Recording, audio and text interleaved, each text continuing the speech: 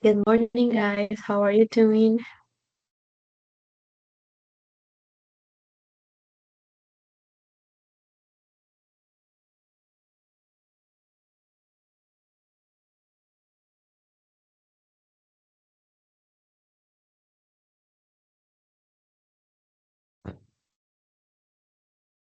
Evening, teacher.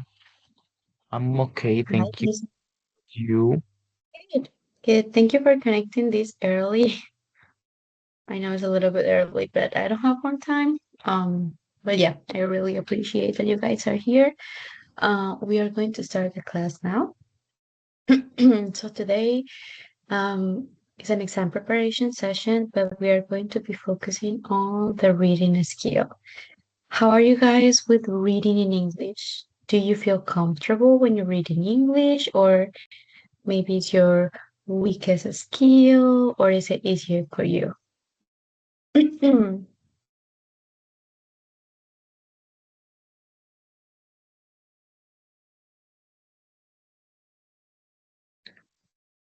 Well, in my case, I like to read. I'm reading a book. Okay, not in this moment. On weekends, I'm reading a book in English, and in Spanish, I also like to read. So I think I can feel comfortable, but yeah, sometimes I over trust myself, and I end up with the not expected results. So I would say, yeah, I feel Yeah. good. Not perfect, but good. Okay, that's good. You enjoy reading. What about Carmen and Laura? Do you enjoy reading in English? Of course, it depends on the level, but for example, in exams, is it easy for you to understand, or it's just like very scary? Good morning, everyone. I enjoy reading in English, but uh, sometimes it's difficult because the vocabulary is different when you read the sentences. When I made a sentence, I can to follow the grammar rule, but when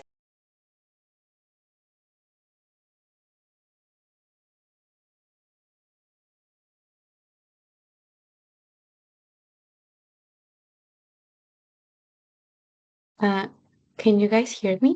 Is it me or Carmen stopped talking? the Is it my sentence internet?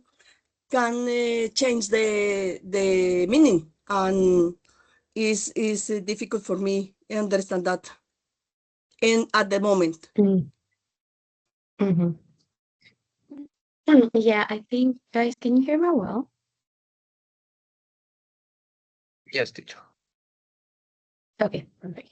Yeah, I think that sometimes it depends on the type of text that we are reading.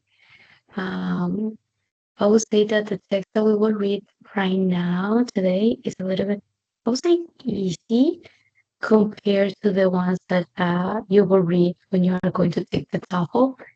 Though the vocabulary in that structure is kind of hard to understand.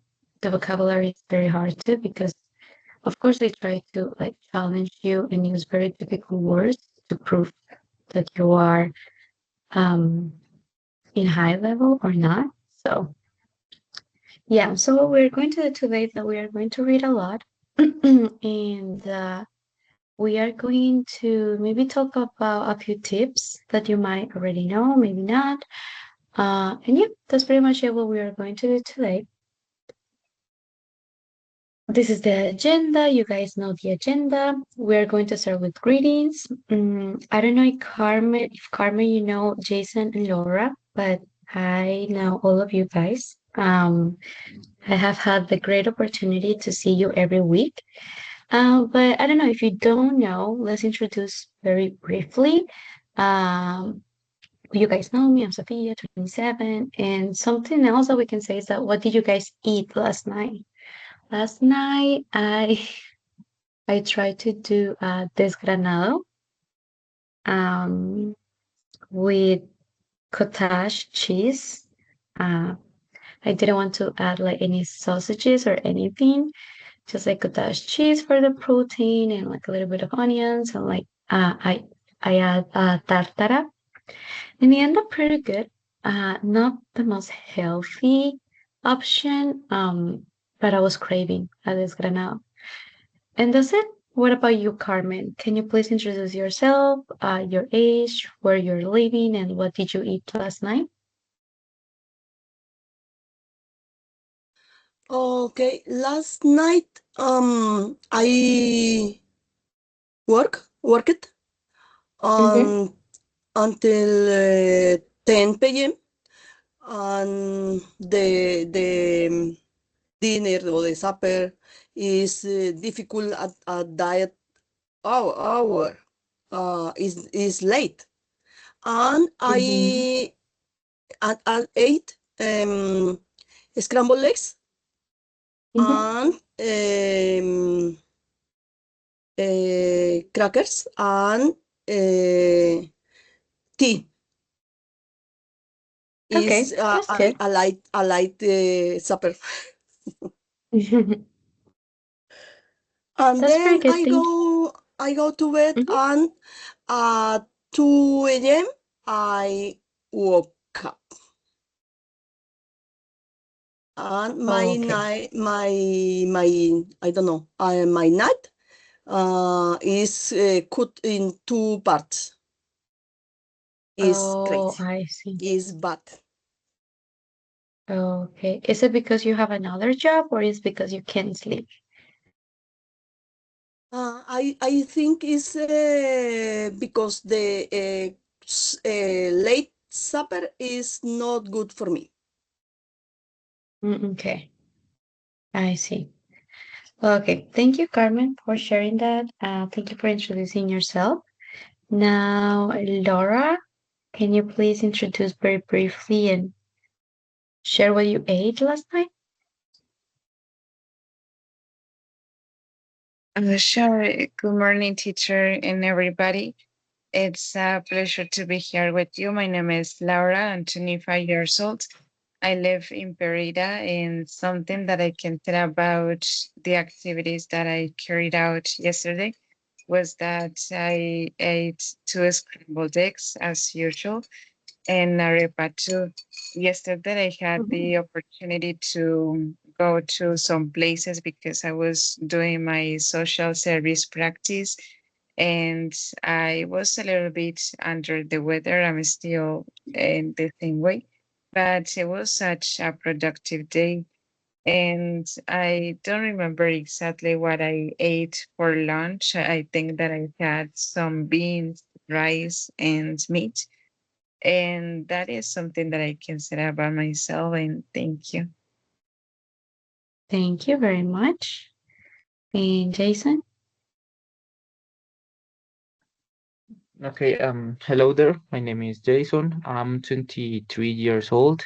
Um, I'm in my sixth semester. And yesterday, as usual, I eat soup.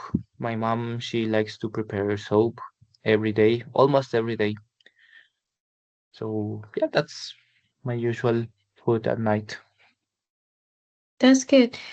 Like when you say soup, you mean sopa?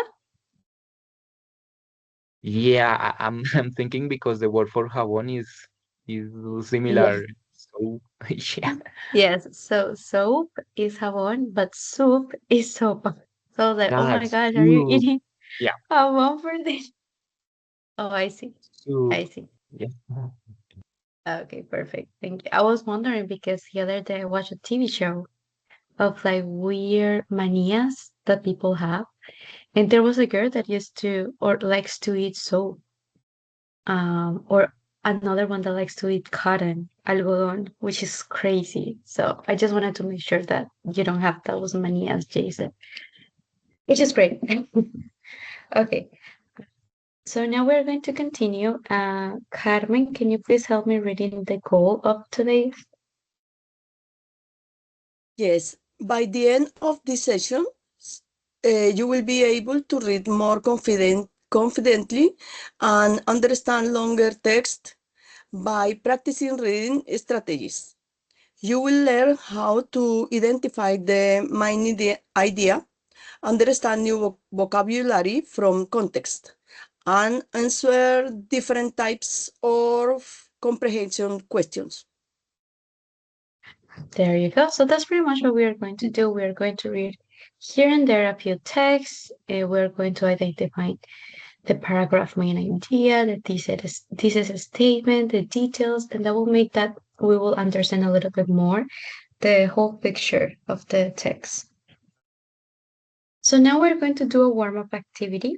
It's going to be very easy. You guys are going to read these words here on the left, and you are going to match it with these definitions. We are not going to discuss the meaning right now, but try to do it by context and like by the knowledge that you have. Okay, try to do it without Google Translator, without ChatGPT. Just try to like test yourself and see if you know these words, but also if you can figure it out the meaning of a word by how it is written, by common sense. I don't know. So you will have 5-7 minutes to finish this, but if you finish early, please send the answers in the chat, okay?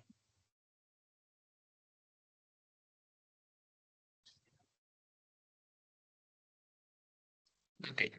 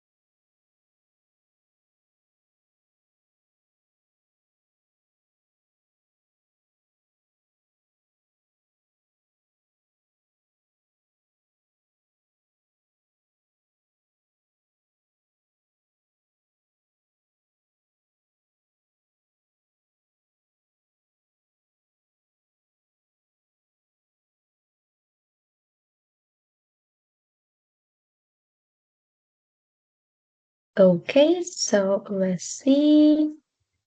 Okay, so the first one, overwhelm. Okay, Laura and Jason, you guys put E, and Carmen put H. And the correct answer is, yeah, E. You feel overwhelmed when you're feeling confused or stressed by too many things. Like you have too many things on your plate. You need to fix a lot of issues, a lot of problems, and you feel overwhelmed because you have to do a lot of things. Now, Laura, why did you in the second one you put C?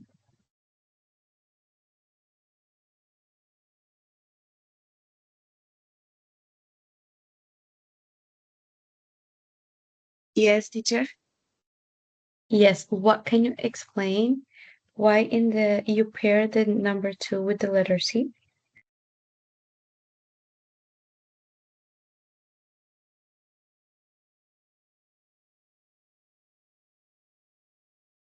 Or Jason? Or let me check if Carmen put Okay. 2 C. Actually, a new expression for me.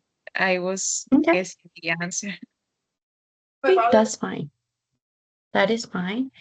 Um, Carmen, you put the first one E. It's just that you. Oh, okay, I got confused. Carmen, why did you put you pair it with the letter C in the second one? I think that it's when you can to support the other person Okay, individually. It's not important who, but it's important why. okay, there you go. Thank you. And Jason? I already knew that expression. That was one of the first expressions I learned when I started learning English, and it is still in my memory. Okay, that's great. So, as you can see, for some phrases or some expressions, you will know them because you hear them in a movie or in a song, but sometimes it helps to guess and like try to find like a, a meaning in that sentence. But yeah, pretty much it's like that you're very friendly with someone very quickly. And like you connect with someone very, very fast. In this case, it's kind of hard to like give it a meaning because we tend to translate everything literal and we are not going to get on like a house on fire. If we translate it literally, it will sound weird. I would think that you have to like be on the top of a house that it is on fire. That doesn't make any sense with the letters. But when things happen, try to guess the other ones first and leave the last option and connect it. Or that's something that it helps me on the exams. Like I try to connect the first uh words that I know, and then I left the last ones, like the hard ones, to the end, and then I connected with the left options. So very good, guys. What about number 3? Number 3, F, F, and yeah, the correct answer is F. You just need to rectify that you are not doing any mistake, and if you did, just correcting the mistake. Full of oneself. Okay, so for D, D, and D, that's correct. That is having too much confidence or being arrogant. That's a very interesting reference or saying, but it makes sense, right? Full of like your own thing. Penalize, we know what it means. It's pretty much the same thing in Spanish. Given a punishment or a disadvantage. Nerves is pretty much the same thing. It's like getting or feeling very anxious or nervous. Creative feel, very easy, very understandable. It's a job that involves imagination or artistic skills. All of you guys chose B, B, B, B. Perfect. And the last one, H, H, H, is like demanding the rules that you need to follow or people needs to follow. So I just wanted to make this activity. I put these two ones that might be like a little bit hard to understand. But you guys did a very good job, so congratulations. Now we are going to read. Okay, so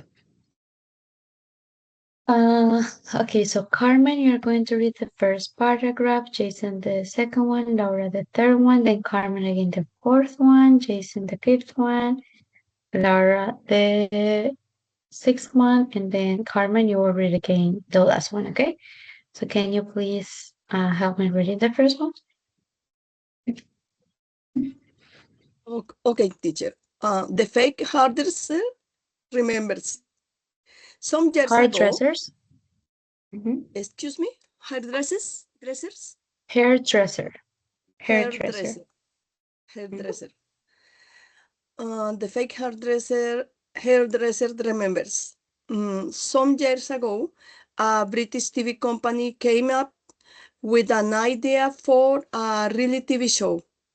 People with no experience would be trained in a profession in a very short period of time, then would try and pass themselves off as the real thing with the general public. The show was called Faking It, and the format has since been imitated the world over. One of the first contestants was Gavin Freeborn, and 23 years old famous son, who trained with celebrity hairdresser Trevor Sorby in London. Gavin remembers the experience.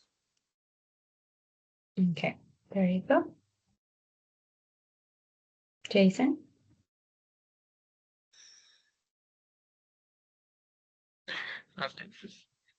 So I was at university studying for a degree in agriculture when some friends mentioned that a TV company had advertised for people to take part of faking it.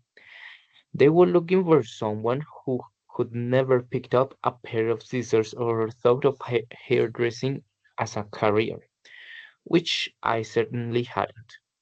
I reckoned it would be a laugh. Having spent my school holiday shearing sheep on my parents' farm, I was used to the idea of hair cutting, but obviously it is harder doing it on people because they have an opinion about it.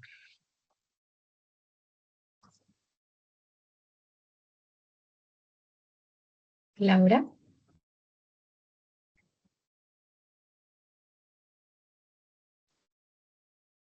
I'd never been to London before, and I was so busy that I felt a bit overwhelmed at first. Meeting Trevor for the first time, he seemed really strict, but once he realized I was taking the challenge seriously, we got on like a house on fire. They often had to stop filming because we couldn't stop giggling. Fortunately, I didn't have to do any of the washing or sweeping floors. Other people new to the business have to do. I went straight into blow drying and cutting instead.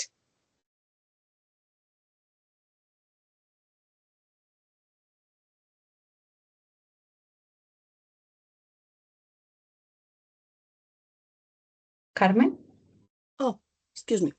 At first, I practiced on a dummy's head, which was a welcome safety net, but I did make really bad mistakes halfway through filming when I was cutting on real men's hair.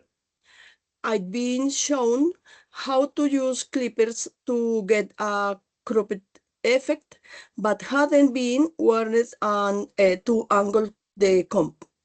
I ended up shaving off a huge patch of hair.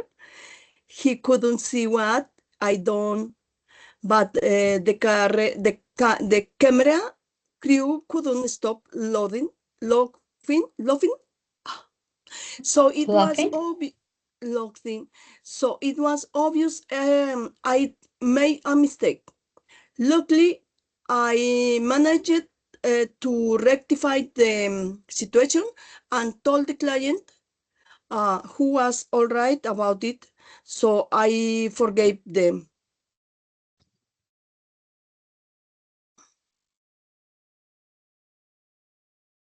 Jason, please. Okay. So, by the day of my final test, I knew I was capable, but I felt sick with nerves. I didn't want to let Trevor down, but even though I failed to convince the client that I was a real hairdresser, she approved of the haircut and the judge were impressed by it too. It didn't worry me at the time, but looking back now, I think it was a bit unfair that I was penalized for taking too long, an hour and a half, when I've been taught the most important thing was to ensure your client walks out of the salon feeling like $1 million. Laura?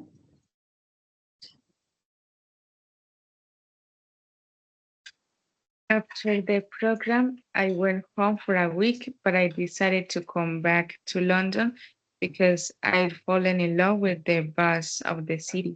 People in town kept stopping and staring at me as I was famous. I found this unnerving at first, but with time I got used to it. There were a few comments about me being too full of myself, but I took no notice. When I agreed to do faking it, I had no idea how much I was singing my life away. But I couldn't say I have any regrets. The thing is that I discovered growing up on a farm doesn't mean I can work in a creative field. What's more, I've now got choices I didn't realize I had, which is brilliant. Also, I think keep in contact with everyone from Trevor Salon, and we all go out. When I'm in London, I'm hardly a celebrity anymore. Okay. So, what do you guys think about the text? Was it easy to understand or was it like normal, hard?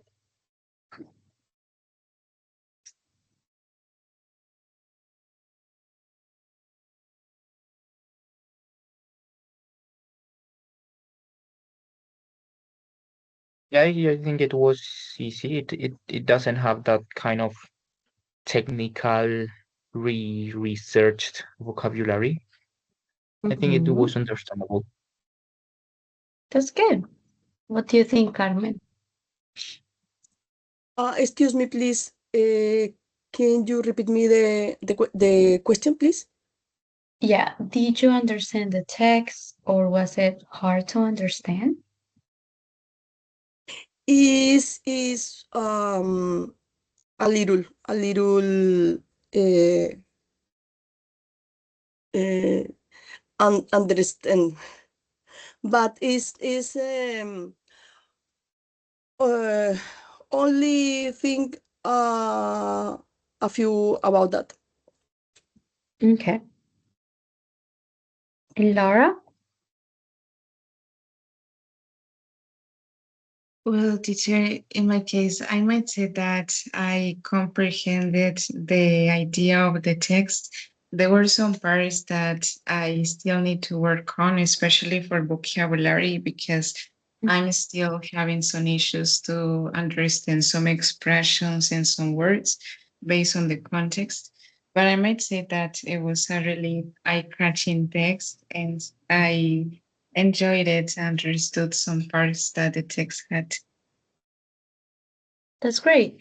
I think that you don't have to understand every word of the text, but as long as you understand the main idea, that's good.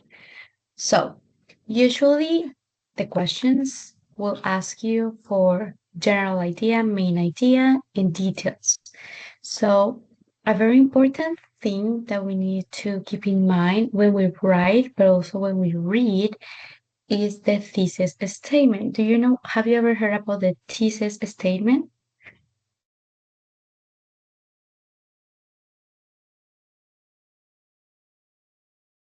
Have you ever heard about that? Do you know what it is? No, teacher, that's a new No. concept for me. Okay. So the thesis statement es como el abrebocas del artículo, del ensayo, y tiene una posición muy específica en el párrafo de la introducción y es la última parte. Entonces, some years ago, a British TV company came up with an idea of a reality TV show. People with no experience will be trained in a profession in a very short period of time, then will try and pass themselves off as a real thing with the general public. The show was called Faking It, and the format has since been imitated the world over. One of the first contestants was Gavin Freeborn, a 23-year-old farmer's son who trained with a celebrity hairdresser, Trevor Solby, in London. Gavin remembers the experience. So in this case, they give us the introduction paragraph, but just in this tiny sentence, Gavin remembers the experience. We know that that's a thesis statement, but we also know that it's going to be Gavin, the one that is going to be talking about his experience. And as you can see at the beginning of the body of the text, he starts talking about his experience, and you can tell because there is like a quotation here, so it's pretty much him talking. So when we don't understand like the general idea of a text after you read it, go to the thesis statement. The thesis statement is going to be always the last one or two phrases of the introduction paragraph. In this case, it's the last one. Gavin remembers the experience. Does that make sense?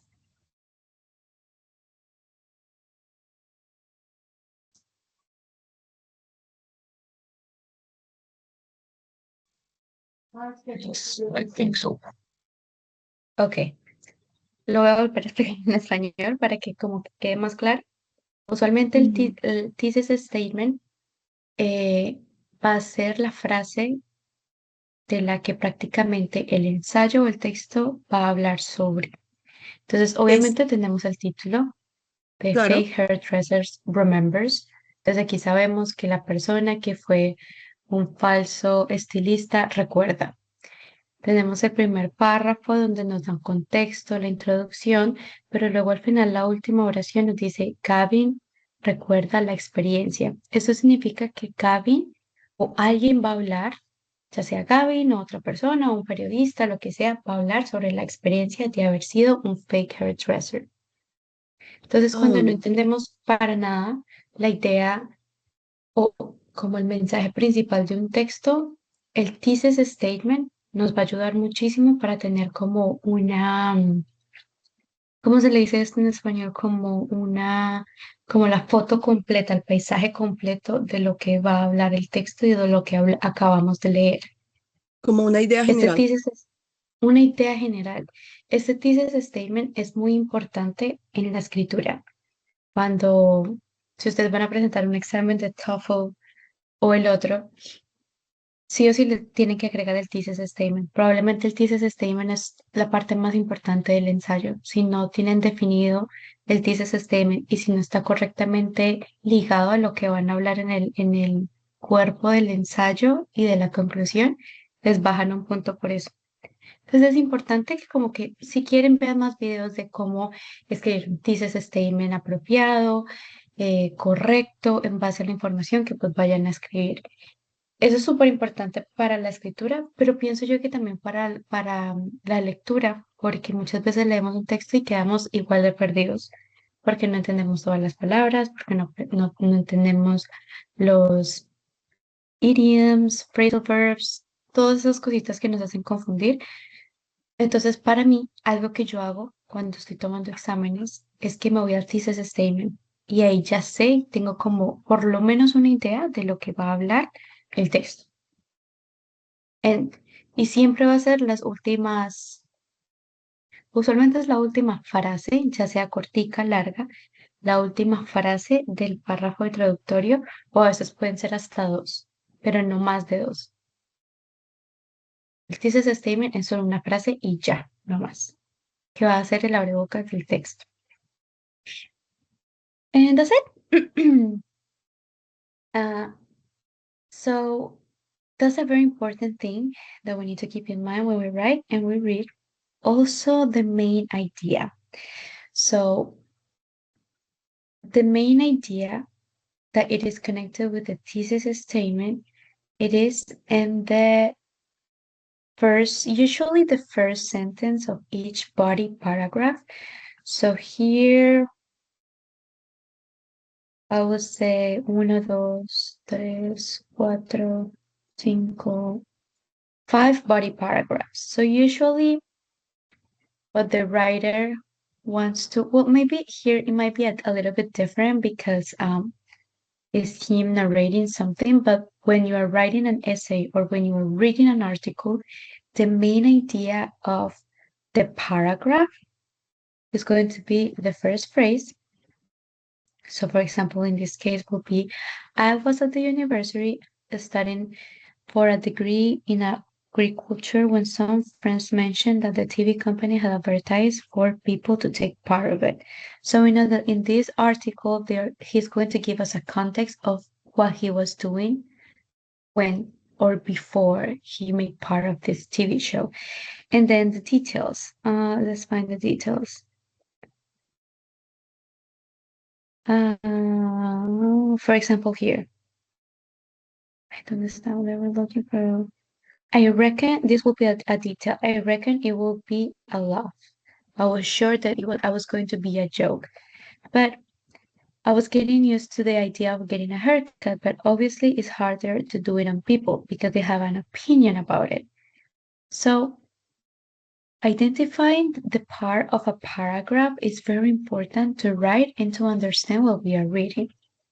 So I wanted to tell you these few tips. I don't know if they make sense to you or if they confuse you, but these tips, the thesis statement and the main idea. So you know, the thesis statement is at the end of the introduction paragraph, and the main ideas is the first sentence of the body paragraphs. So when you read those sentences, you kind of have like a better picture of the whole article, essay, opinion that you are going to read. Oh my God, we just have 15 minutes left. Anyways, let's answer the questions to confirm our reading comprehension. So who can help me with the first one? Why did Gavin first apply to be on the program? First, why did Gavin first apply to be on the program? He thought it would be fun. We liked the idea of going to London. His friends managed to talk him into it. He had some experience of hairdressing. I think. Okay. I don't answer the question. Yes, yeah. What do you think is the answer? Uh, um, sí, yes, yes, sí, is why. Okay. Jason and Laura, guys, do you agree?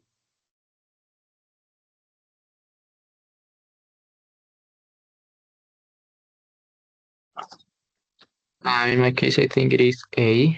He thought it would Okay. be fun, maybe. Laura, I think it's A. Yeah, the correct answer is A. Oh, Because it's not like when Gavin heard about this, but why he applied. So the first time that he heard about it was because his friends told him about it. but that wasn't the reason why he applied. He applied because he thought that it was going to be fun. So very good. What about the second one? Who can help me reading the second one? I, me? Yeah, How sure. did Mhm. how did Gavin feel about the hairdressing mistake he made on the one day? Sorry that the client was dissatisfied. Relief that the client didn't notice it. Pleased that pleased that he was able to find a solution. Annoyed by the reaction of the camera crew. Okay, what do you think is the answer? How did mm, I don't know. Okay. Jason and Laura, do you have an answer?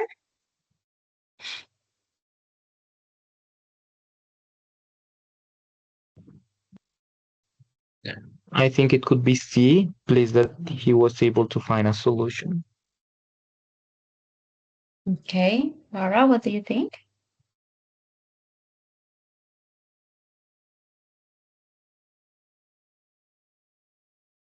Okay, you're between C and D. The correct answer is letter C. He was pleased that he could find a solution. It was a very stressful situation for him. But the client didn't seem like satisfied and he was able to find a solution. So yeah, that's the correct answer. What about the third one? Who can help me reading the third one? How did Gavin feel on the day of his final test? Unsure if he was good enough, worried that he might not succeed, unconvinced that the client was really happy, disappointed by the feedback from the judge. Hmm, What do you think? I think C. Okay. What about Jason and Laura?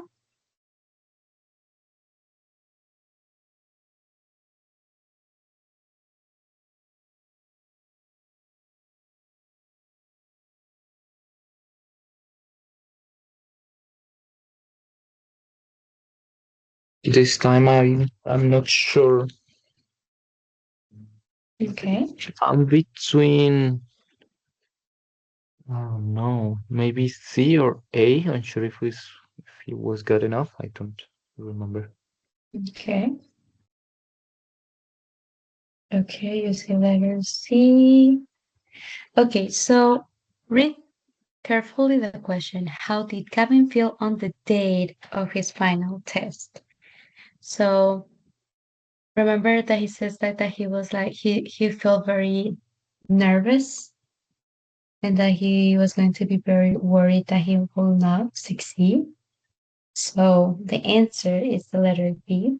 He was worried that he wouldn't be able to make it, but he was also feeling very nervous that day. So that's the correct answer, option B. I don't think we have more time to do the rest of the questions, but I want to ask you guys, do you have any questions? What do you think about like today's like lesson, the new vocabulary? Was it too hard? Was it easy to understand? Was it tricky?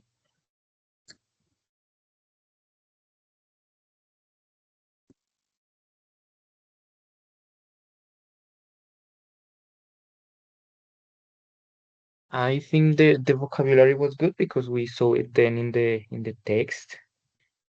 I also liked your Mhm. explanation because I knew about the main idea, but I had never heard about the thesis statement, and that's new for Mhm. me. and it is pretty usable in the, Mhm. or let's say pretty practical. It will come in Yeah. handy in an activity. And I like Yeah. this kind And of text. They are long and they are tricky. Mhm. I like it. Yeah, yeah, very tricky. I understand why you guys choose, for example, in the last one, the letter C or A. Um, but yeah, I think in these types of texts, you need to just like read so carefully, so carefully to find the correct Yes. answers because the question can be tricky, the options can be tricky. It seems like any option works. So yeah, you have to be very careful when you read. Um, and yes, here in America, in the classes that I have gone to, like the college here, oh, the thesis statement is like el pan de cada día. Like literally, like teachers here focus so much on the thesis statement when we read and when we write that first, when I heard for the first time, I was like, what the heck is this? I've never heard about it. And if I had, like, it would be so helpful. But I just learned it like a couple of years ago. And it has helped me a lot when I read like essays, when like I take exams here. The first thing that I read is like, of course, the title to have an idea, the general idea, but also the thesis statement to understand what am I going to read in this article or in this essay. So yeah, I hope that that was helpful for you. And yeah, guys, this is pretty much it. Uh, I know that it can be a little bit boring that we just read the text, but I think it's very important to get into the text, read, repeat, check answers little by little so we can understand a little bit more. And I hope you have a good day, guys. I hope you have a blessed day, and I hope to see you in another opportunity. Thank you very much. Have a nice day. Thank you, Carmen. You too.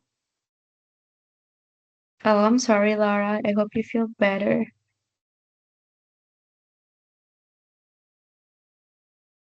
Yeah, thanks teacher for the class and thanks everyone. So yeah. Thank you. Have a good day, Jason. Have a good day, Laura. I hope you feel better. Thank you so much, teacher. Have a wonderful day. Thank you, you too.